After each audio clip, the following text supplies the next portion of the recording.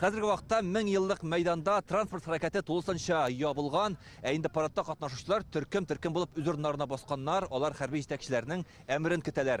Менә бу якта күргәнебезчә легендар УАЗ автомобиле генерал шунда утырып, бик тиздән парадның репетициясын башлап җибәрәчәк.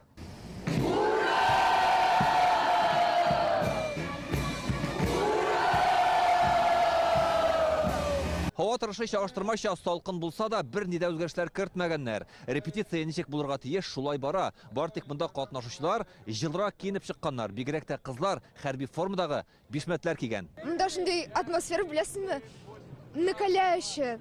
Менә вот 9 мая и шуннан рәхәт. Катнашасылары килә, тырышасылары килә, как говорится. Без даже репетицияда булганда biz 3 мәртәбә град булды. И то туктамыйча алга киттеләр, бардылар. Без башта как говорится, әзерләнәбез, итәбез, аннан соңына кайтабыз дип. Бүгенге репетицияда беренче тапкыр катнашучылар да бар. Балык бистәсеннән килгән Раил Пулатов шундыйлардан. Ул яшь чагында шик гаскәрләрендә хезмәт иткән. Бүген монда солдат елларын искә төшерә. Мондый гына һава торышы һич тә куркытмый ди, күңелдә горурлык хисләре. Әтием шик сакчысы булган кеше беренче көннән сугышта катнашты, 5 орден белән кайтты.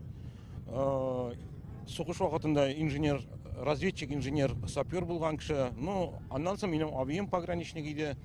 Ну, миңа горурлык бу парадта катнашу. Поздравляю вас с праздником Великой Победы!